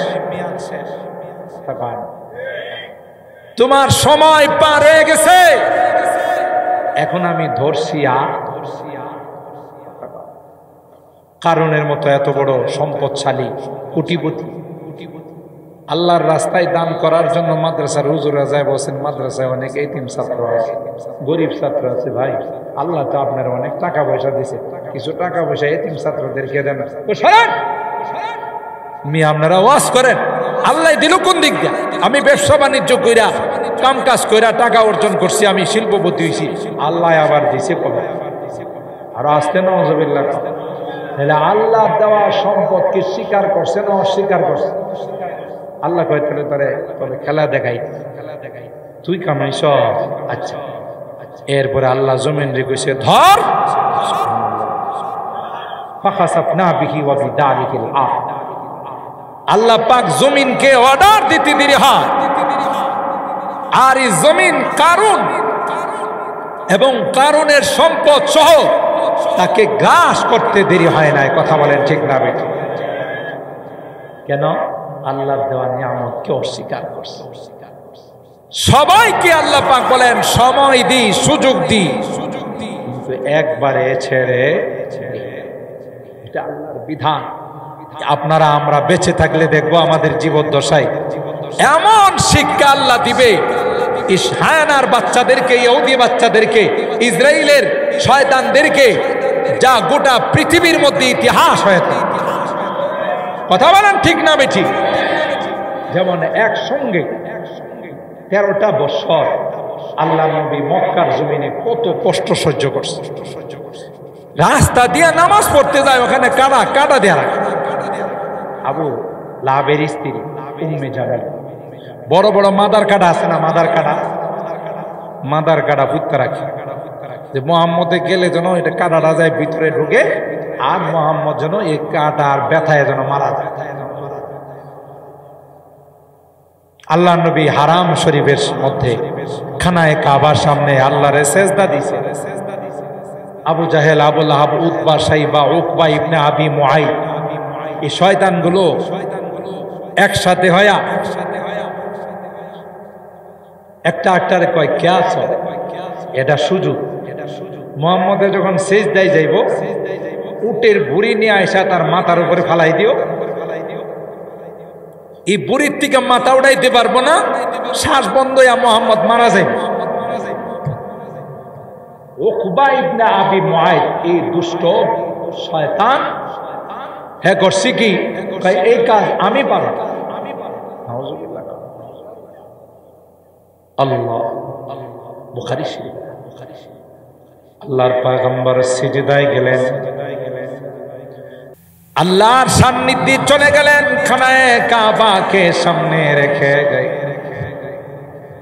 রবের দরবারে মাসুকের কুদরতি পায়ে কপাল ঠেকাইছে। বড় মজার তাসবিহ পড়বেন, সুবহানা রাব্বিয়াল আ'লা। ওই সময়ে উকবা ইবনে আবি মুআইত উটের ভুঁড়ি নিয়ে আইসা আল্লাহর পয়গম্বরের মাথা মুবারকের মধ্যে ফেলে দিল। নাউজুবিল্লাহ।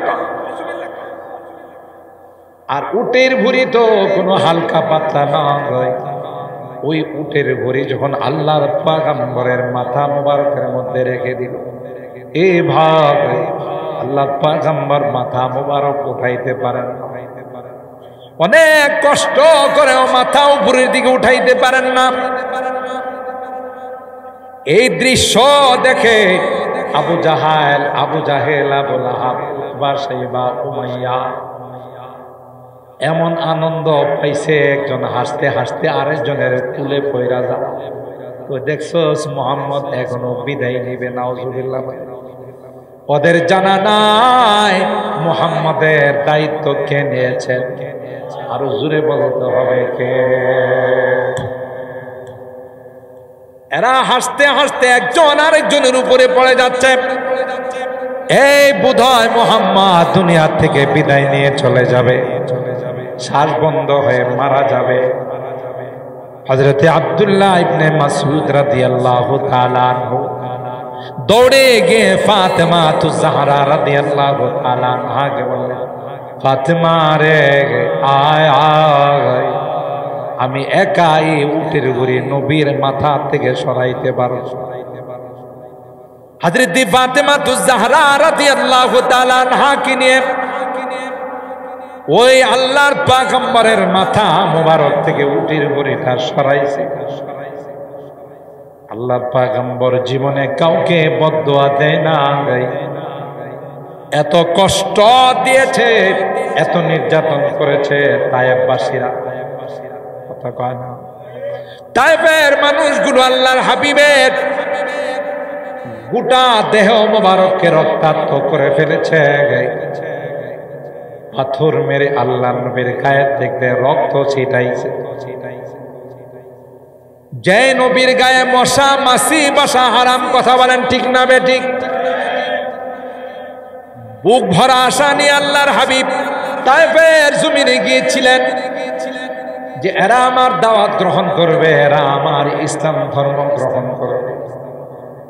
কিন্তু তায়েফের মাতবরেরা, সর্দারেরা তায়েফের যুবকদেরকে লিলি দিল, মক্কা থেকে একটা পাগল আসছে, তাকে এখান থেকে তাড়িয়ে দাও। নাউজুবিল্লাহ। এ ভাই,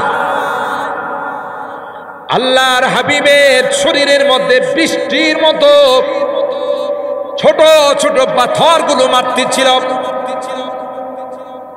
ওই মুহূর্তে আল্লাহর হাবিবকে হযরতে জিবরাইল এসে বললেন, ও পয়গম্বর, আল্লাহ পাক আপনার অত্যাচারের দৃশ্যটা দেখেছেন। আপনি যদি অর্ডার করেন তায়েফ শহরটা দুইটা পাহাড়ের মাঝখানে, যারা তায়েফ গিয়েছেন এখনো তায়েফ শহরটা রিং রোড দিয়ে তায়েফ শহরের মধ্যে যাইতে হয়। উপরে উঠে এমন ভাবে মনে হয় চরকার মতো ঘুরতেছে, তাদের হাত দুর্বল, এরা যদি নিচের দিকে তাকায় হাত ফেল করবে। এত উপরে পাহাড়ের মধ্যে গাড়িগুলো উঠে। হযরত জিবরাইল বললেন, পয়গম্বর আপনার যদি হুকুম হয় দুই পাহাড়ের দায়িত্বে যে ফেরেশতা আছে, আমি বলে দিব গো, দুইটা পাহাড়কে চাপা দিয়ে তায়েফের মানুষগুলোকে শেষ করে দিবে। আর এদিক দিয়ে আল্লাহর পয়গম্বরের দেহ মুবারক থেকে যে রক্তগুলো বের হচ্ছিল, এটা তো আস্তে আস্তে জমিনের মধ্যে পড়ে যাবে।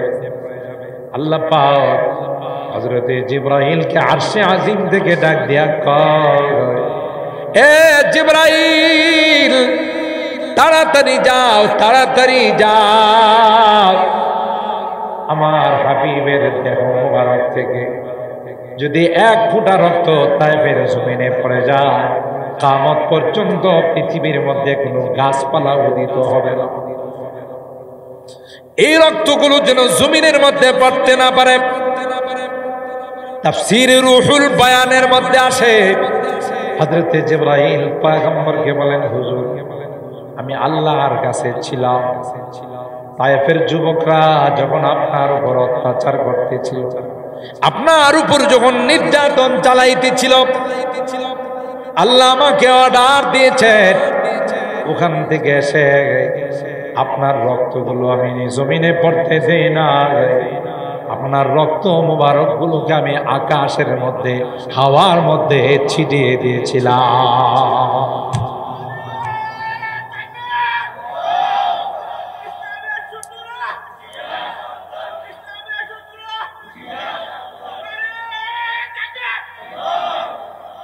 হযরতে জিবরাইল বললেন, পয়গম্বর,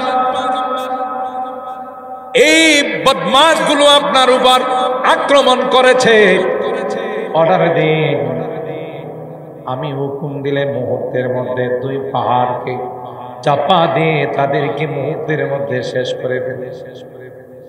হযরতে রাসূল আকরাম সাল্লাল্লাহু আলাইহি ওয়াসাল্লাম চোখের পানিগুলো ছেড়ে দিয়া কয়, এ ভাই জিবরাইল, আজকে যদি আমি বদদুয়া করি রে, সবগুলো ধ্বংস হয়ে যাবে, তাইলে আমার দাওয়াতকে গ্রহণ করবে? আমার আল্লাহরে বলে দাও, আল্লাহুম্মা হদি কওমি ফা ইন্নাহুম লা ইয়ালামুন। আল্লাহ, এরা আমাকে চিনে নাই, এরা আমাকে বুঝে নাই, মাফ করে দাও, মাফ করে দাও, মাফ করে দাও।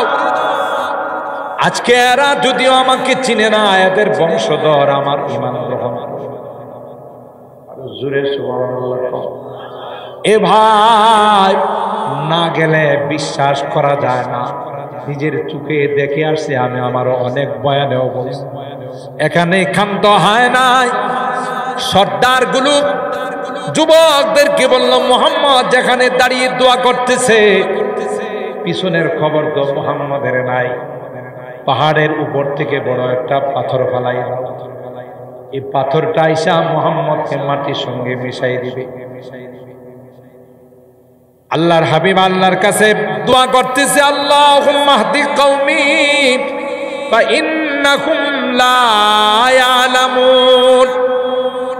আল্লাহ, মাফ করে দাও, মাফ করে দাও, আল্লাহ তাদেরকে তুমি ধ্বংস করো না। এদিক দিয়ে এরা ষড়যন্ত্র করছে, বড় পাথরটা ফেলে দিয়ে মুহাম্মদকে মেরে ফেলবে। ওদের জানা না পৃথিবীর সব কিছু কার গোলাম। পাথরও কার কথা শুনে, যেমন বৃষ্টি কার কথা শুনছে। বৃষ্টি যে প্রস্তুতি নিয়ে আইছিল, কথা কোন ঠিক খোদা বৃষ্টি আইছিল না, বাতাস এসেছিল। দেখি এরা কোন প্যান্ডেলের মধ্যে বসে আওয়াজ শুনে যে আমরা আল্লাহরে ফোন করে দিলাম, কথা কয় তারে ফোন করছি আমরা, আল্লাহরে ফোন করে বলে দিলাম, আল্লাহ এত বাতাস, বজ্রপাত, আকাশের চমকানো সব লয়ে আইছে, কথা বলেন ঠিক কিনা? আল্লাহ কয় সব চমকানো ঠিক কিনা? কার কাছে কইতে হইব? না ওই বেড়ার মতো বৈশাখ আইলে বেড়ার ঘর ভাঙ্গা ফেলা, তো বেড়া যে নতুন নতুন ঘর বান্ধে বেড়ার ঘর ভাঙ্গা ফেলা, তো কইয়া টিয়া পয়সা জমায়া সিমেন্টের পিলার, রড দিয়া, পিলার দিয়া, ইট পাকা করে মজবুত করে বানামো। দি বৈশাখের বাপের ক্ষমতা আছে, মজবুত করে বানায়া কোনাকুনি দাঁড়ায়, উত্তর কোনাকুনি দাঁড়ায়, বেড়া হইলে আইস আরে কম বৈশাখ রে কম, ওই ঝড় তুফান দিয়ে আমার ঘর ভাঙবে। ওদিন তো নরম পাইছিলে, টিনের ঘর আছিল আর বাঁশের বালা ছিল, সিমেন্টের বালা রড দিয়ে দিছি, বেড়া হইলে আইস কথা কয়। আর এই কথা শুন না, এই বৈশাখ রওনা দিছে কথা কয়। কারণ আমরা তো বৈশাখের পয়লা বৈশাখে ডাকি না, এসো হে বৈশাখ, বৈশাখ করে রেডি থাক, আমি আইতেছি কথা কন ঠিক কিনা। কালো মেঘ আয়েশা প্রথম ধাক্কাটাই দিছে হের ঘর কথা কয় না। ঝড় তুফান আয়েশা ধাক্কা দিয়ে প্রথমে ঘরটা ফালাই। এখন হে যান বাঁচানোর জন্য চোখের নিচে যায় লুকাইছে, কার নিচে? চোখের নিচে যায় লুকাইছে যে সর্বনাশ। এখন যখন আকাশ খারাপ থাকে, ঝড় তুফান হয়, তখন কিন্তু আকাশ চমকাই বেশি, বজ্রপাত বেশি হয় আর বিশাল বিশাল চমক। যখন আকাশ বারবারই চমকাইতেছে, হে চোখের নিচে থেকে এর বরে ঘরটা তো ফালাইছে, এখন লাইট টিপ দিয়ে দেয় আমি কথা কয় না। ঘরটা তো ফালাইছে, লাইট টিপ দিয়ে দেখে আমি কই, আমি যদি চোখের নিচে না লুকাইতাম তাহলে আমার আজকে 12টা বাজায় আর আধা ঘন্টা বেশি বাজায় কথা কয় না। যেভাবে প্রস্তুতি নিয়ে আইছিল, প্যান্ডেল প্যান্ডেল সব ওরাই দিত, কিন্তু আমরা যেহেতু আল্লাহরে খুশি, আল্লাহুম্মা হাওয়া আলাইনা ওয়ালা আলাইনা, আল্লাহ আমাদের কোনো ক্ষমতা নাই, আমরা অসহায়। এই যুবকরা এত সুন্দর একটা প্যান্ডেল করছে, সবার আশা যে এখানে আমরা একটু বয়ান শুনবো, আখিরি মোনাজাত করব সবার জন্য। আল্লাহ তোমার কাছে সুপর্দ করলাম, বৃষ্টির একটু তুমি অর্ডার দিয়ে দাও যেন চলে যায়। আল্লাহ কয় এইভাবে তোরা আমার উপর আস্থা নিয়ে কইছো, সাথে সাথে মিকাইল আলাইহিস সালাম রে কয় এদিক থেকে ফিরাই দেন। আপনি খবর নিয়ে দেখেন কোথাও না কোথাও হইতেছে, কথা বলেন ঠিক না বে ঠিক? তাহলে পাথরও কার গোলাম? আল্লাহ পাক এই বিশাল পাথর যখন নিচের দিকে গড়ায়া গড়ায়া আসতেছিল, ও ভাগে রাআইতু বিআইনাইয়া, নিজে চোখে দেখে আসলাম। এখন দৃশ্য আছে কিনা জানি না, অনেক কিছুই সৌদি সরকার পরিবর্তন করে ফেলেছে। ছোট্ট আঙ্গুলের মতো চিকন পাথর, একটা পাথরকে আল্লাহ সুজা বড় পাথরের পেটের ভিতরে ঢুকাইয়া খাগায়, এই পাথরটা যেন আর 1 ইঞ্চিও নিচের দিকে না যায়। দৃশ্য দেখলে অবাক হয়ে যাবে যে পাথর আল্লাহর কথা শুনে, ওই চিকন পাথরটা আঙ্গুলের মতো পাথরটা সুজা ওই বিশাল আকৃতির পাথরের পেটের ভিতরে ঢুকে ওই জায়গাতে পাথরটা বড় পাথরটাকে আটকাই দিল। কার কথাতে? কার হুকুমে? আল্লাহ। ঠিক না বে ঠিক? এই দিক দিয়ে এই ষড়যন্ত্র করছে আল্লাহ নবীকে হত্যা করা, এই দিক দিয়ে রক্ত প্রবাহিত করছে। তারপরও কি আল্লাহ নবী বদদুয়া দিছে? আমরা যদি এরকমের বিপদে পড়ি আর জিবরাইল যদি আয়েশা কই হুজুর একটু অনুমতি দেন, হ্যাঁ, মাথায় হাত দিয়ে বলতাম যে আল্লাহ তোমার মাথা ফেরেশতা বসাইছে, নিজেই তো ফেরেশতা, আবার এর ভিতর আরেকটা ফেরেশতা বসাইছে, সব দিনই শেষ করে দেন। আবার জিগান কা বলেন ঠিক কিনা? কিন্তু আল্লাহ নবী রাহমাতুল লিল আলামিন, সুবহানাল্লাহ, সাইয়্যিদুল কাউনাইনি ওয়াস সাকালাইন, গোটা বিশ্বের জন্য তিনি রহমত। আল্লাহ নবী বলেন না, আল্লাহ এদেরকে আপনি ধ্বংস করে দেন না, এদেরকে মাফ করে দেন, এদের বংশধর থেকে যারা আসবে এরা আমার ইসলাম গ্রহণ। বদদুয়া দেন নাই, কিন্তু ওই মনে আছে তো কাবা শরীফের সামনের ঘটনা, তারা যখন হাসতে শুরু করল, একজনের উপর আরেকজন হাসতে হাসতে পড়ে যাচ্ছে, পয়গম্বর মাথা মোবারক উঠাইয়া নাম ধরে ধরে আল্লাহর কাছে বদদুয়া করে, আল্লাহুম্মা আলাইকা বি আবি জাহাল, আল্লাহুম্মা আলাইকা বি উতবা, আল্লাহুম্মা আলাইকা বি শাইবা। নাম ধরে ধরে আল্লাহর পয়গম্বর কয় আল্লাহ কপাল এদের খারাপ, বহু চেষ্টা করছি রে, এরা দাওয়াত গ্রহণ করে নাই, উল্টা আমাকে মারার জন্য ষড়যন্ত্র করে। আল্লাহ, আবু জাহেলের দায়িত্ব তোমার উপর ছেড়ে দিলাম, আবু লাহাবের দায়িত্ব তোমার উপর ছেড়ে দিলাম, উকবা ইবনে আবি মুআইতের দায়িত্ব তোমার উপর ছেড়ে দিলাম।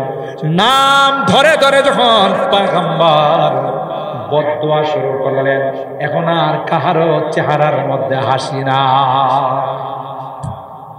চেহারাগুলো মলিন হয়ে গেছে। যদিও বেঈমান কাফের, এদের জানা ছিল কাবার সামনে যেই জায়গাতে যে কোনো কেউ দোয়া করতে দেরি হয়, ওই দোয়া আল্লাহর আরশ পর্যন্ত যাইতে দেরি হয় না। আবার এমন মহামানব দোয়া করেছেন যে জীবনে কোনোদিন কোনো মিথ্যা কথা কয় নাই, ঠিক কি না? এই বদদুয়া আল্লাহর আরশ পর্যন্ত গেছে, আমাদের রেহাই নাই, নিস্তার নাই। আল্লাহ কোন, ও আমার হাবিব আপনি সবর করুন গো, যেগুলো আপনার নাম বলছেন এগুলোর আশপাশে যেগুলো আছে সবগুলোকে আমি আল্লাহ একটা জায়গাতে শেষ করে দিব। সেই জায়গাটার নাম হলো বদরের প্রান্ত। সবগুলো গেছে বদরে, আর আল্লাহ ধরে ধরে সবগুলোর বদরের মধ্যে শেষ করে। ঠিক কি? তাহলে কি বাঁচতে পারছে পৃথিবীর কোন বাহাদুররা, কোন জালেম, কোন শয়তান, কোন নাফরমান বাঁচতে পারে নাই। বর্তমান ইহুদির বাচ্চা, ইসরায়েলের বাচ্চা, ইহুদিরাও বাঁচতে পারবে না। কথা বলেন ঠিক না বেঠি? আল্লাহর গজব দিয়ে কওমে আদ, কওমে সামুদ থেকে তারা শক্তিশালী নয়। এরা বিশাল বিশাল পাথরকে লাঠি দিয়ে দুই টুকরা করে ভেঙ্গে চুরমার করে দিল। শাস্তির কথা যখন নবী বললেন যে আল্লাহ শাস্তি পাঠাবে, এরা মস্কারা করে কয় মান আসাদ্দু মিন্না কুওয়া, কে আমাদেরকে শাস্তি দিবে? আমাদের মতো শক্তিশালী মানুষ আছে না? শেষ করে দিছে। যখনই আকাশের মধ্যে কালো মেঘ চলে আসছে, নবী বলতেছেন তোমাদের জন্য শাস্তি, রিহুন ফিহা আযাবুন আলীম। এই কালো মেঘ দিয়ে তোমাদেরকে আল্লাহ ধ্বংস করে দিবেন। এরা কি কয়? ক্বালু হাযা আরিদুম মুমতিরুনা, কয় না না না না, এই কালো মেঘ আমাদেরকে বৃষ্টি দিবে। নবী কয় না না, বৃষ্টির কালো মেঘ নয়, এই কালো মেঘ তোমাদের বংশকে ধ্বংস করে দেবে। তুদাম্মিরু কুল্লা শাইইন বিআমরি রাব্বিহা ফাআসবাহু লা ইউরা ইল্লা মাসাকিনুহুম কাযালিকা নাজিজিল কওমাল মুজরিমিন। মেঘ শুরু, ওই বাতাস শুরু হয়ে গেল, ঝড়ো হাওয়া শুরু হয়ে গেল, তুফান শুরু হয়ে গেল, সিডর শুরু হয়ে গেল, ঘূর্ণিপাক শুরু হয়ে গেল, টর্নেডো শুরু হয়ে গেল। এদেরকে উপরে উঠায় আর নিচে ফেলায়, উপরে উঠায় আর নিচে ফেলায়। এরা কাউকে দেখে না, ধরতে পারে না। এইভাবে আল্লাহ বলেন ফাআসবাহু লা ইউরা ইল্লা মাসাকিনুহুম। আল্লাহ কয় দেখো, সকালবেলা যায় দেখো কিচ্ছুই নাই, মনে হয় একটা বিরান এলাকা। কে শেষ করছে?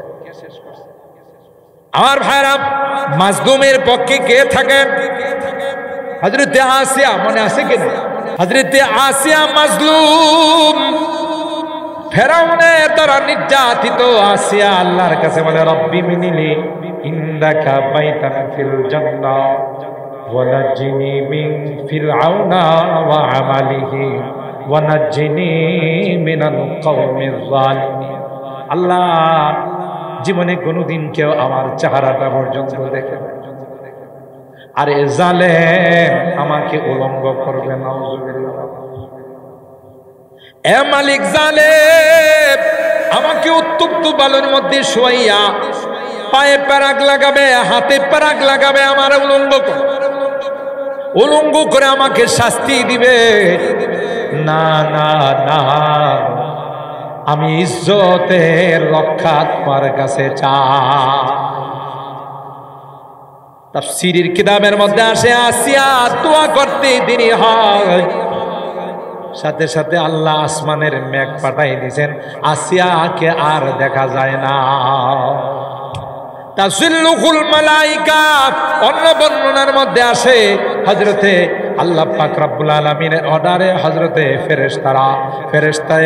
ফেরেশতা যারা আছেন ওরা এসে ডানা দিয়ে আসিয়াকে ছায়া দিয়ে রাখছে। আসিয়া দেহটা আর ফেরাউন খুঁজে পায় না। এদিক দিয়ে আসিয়া আল্লাহকে বলে রব্বি বিনিলি ইনদাকা বাইতান ফিল জান্নাহ। দ্বিতীয় ফরিয়াদ হলো আল্লাহ,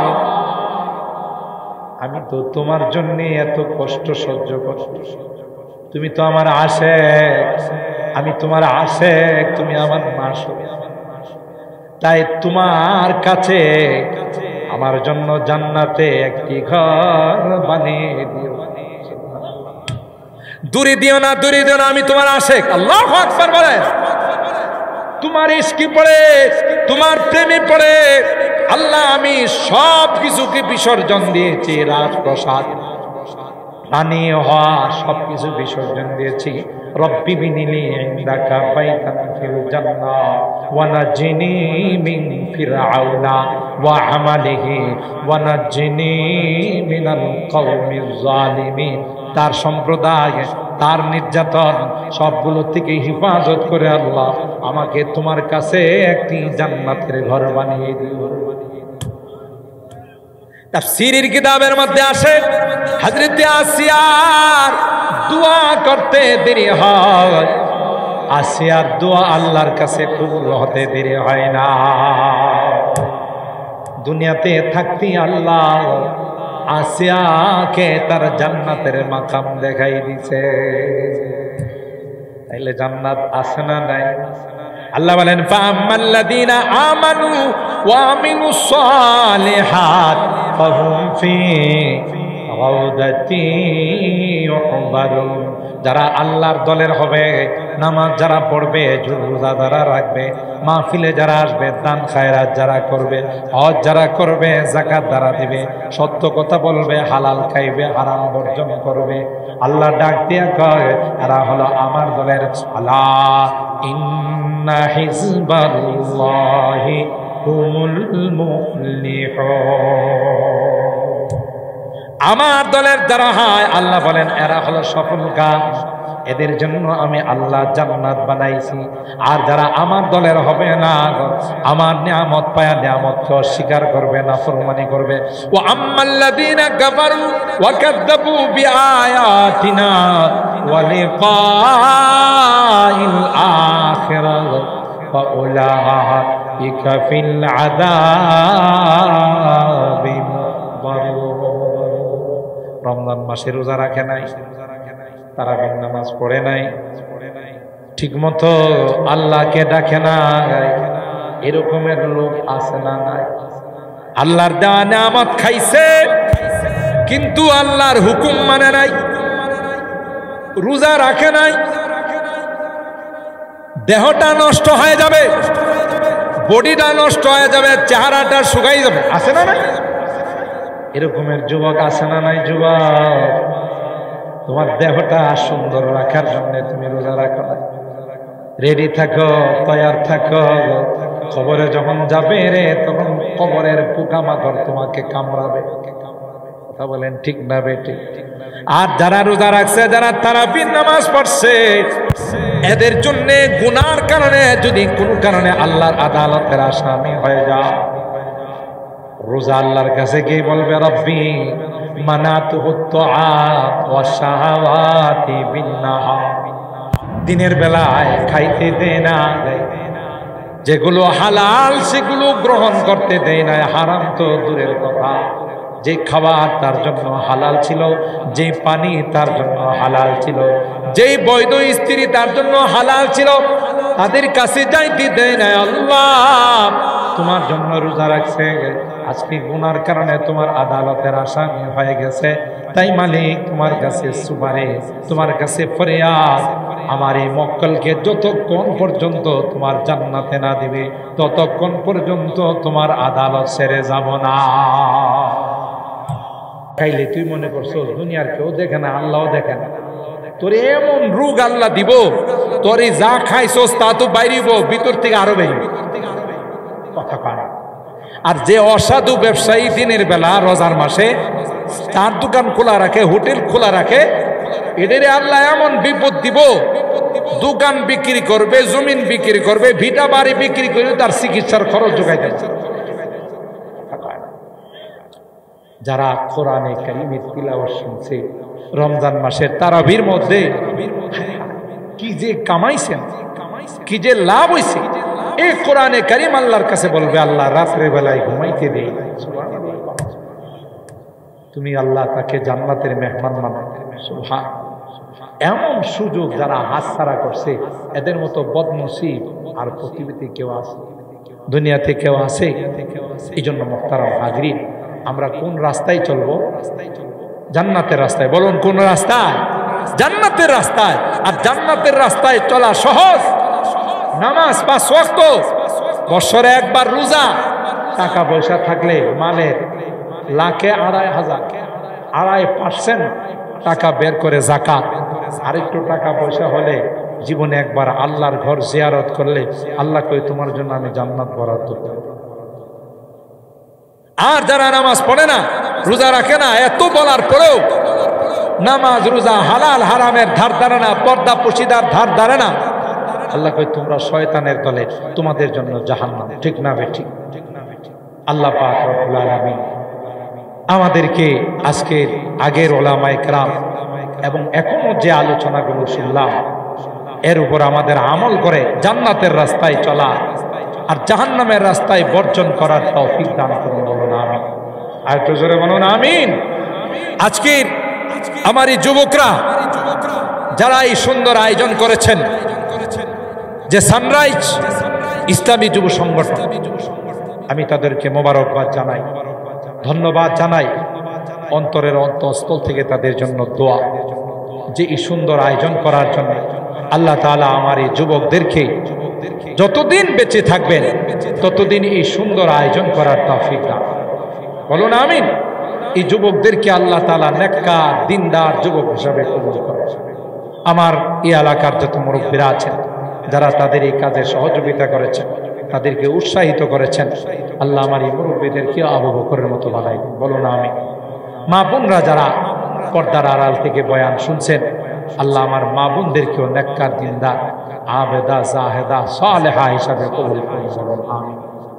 আমাদের এই মাহফিল যে আল্লাহ কবুল করছেন, তার প্রমাণ হলো আল্লাহ তাআলা বৃষ্টি মুক্ত করে দিচ্ছেন। কথা কয় না? সুতরাং এটা আমরা ধরে নিতে পারি যে আজকের এই যুবকদের প্রচেষ্টা, তাদের আন্তরিকতা, তাদের ইখলাস, আল্লাহ তাআলা এই মাহফিলকে কবুল করে নিয়েছেন। আলহামদুলিল্লাহ। এই জন্য আমরা তাদেরকে সবসময় উৎসাহিত করব, তাদেরকে পরামর্শ দেব, তাদেরকে এই ভালো কাজের দিকে আমরা উদ্বুদ্ধ করব, এবং এই এলাকায় যেন এই সংগঠনের কারণে কোথাও যেন কোনো রকমের অনিসলামিক কার্যকলাপ হতে না পারে, এরাও স্ট্রংলি অগ্রণী ভূমিকা পালন করবে। আমরা মুরব্বীরাও তাদেরকে সহযোগিতা করব। ঠিক কিনা বলেন? হাত তুলেন, হাত তুলেন, হাত তুলেন। লিল্লাহে তাকবীর, লিল্লাহে তাকবীর। হাত নামান। আল্লাহ আমাদের হাতগুলো কবুল করুন। কোন বাড়িতে গায়ে হলুদ আর গায়ে মরিচের নামে যেন কোনো অশ্লীলতা হতে না পারে। গায়ে হলুদ আর মরিচ লাগায় না? মরিচ তো কেউ লাগায় না। আমি হলুদ যখন লাগাইছি মরিচও লাগা, কথা কয় না? তাহলে মরিচ লাগাই দিয়ে যে নাচানাচি করে, নাচটা কমবো না আরো বাড়বো? আরে বালুজুরি মরিচ যদি লাগাই দে, তখন ডেস্কের সামনে যে নাচ শুরু হয়, এই নাচ কি কমবে না বাড়বে? তখন তো জালে জালে নাচবে, পুরা শরীর জ্বলবে, নাচতেই থাকবে। তাহলে গায়ে হলুদ আর মরিচ লাগাও। গায়ে হলুদের নামে কত যুবতীর চরিত্র যে নষ্ট হয়, এটার হিসাব নাই। যেই বিবাহ শাদীতে প্রথম পর্যায়ে অশ্লীল কাজ হয়, যেই বিবাহ শাদীতে গুনার কাজ হয়, এই বিয়ে শাদীর মধ্যে স্বামী স্ত্রীর মাধ্যমে যে সন্তান আসবে, নিঃসন্দেহে আব্দুল কাদের জিলানী। কেউ কেউ মাথা লাড়া দেয়। এই সন্তান কোনোদিন ভালো হবে না সন্তানের গোড়াতেই তুমি নষ্ট করে দিছো, কথা বলেন ঠিক কিনা? আর এই সন্তান খারাপ হওয়ার পিছনে মা বাবা দায়ী। পরবর্তীতে তুমি এই সর্দারের কাছে ওই সর্দারের কাছে গিয়ে কান্নাকাটি করো, কা ওলা আমার বাদ দে না, ঘর থেকে বের করে দিছে, দায়িত্ব তুমি। মনে হয় অনেকের কাছে কথাটা খারাপ লাগবে। দায় তুমি। কেন? তুমি ইসলামকে ফলো করো নাই, নবীর সুন্নতকে তুমি ফলো করো নাই।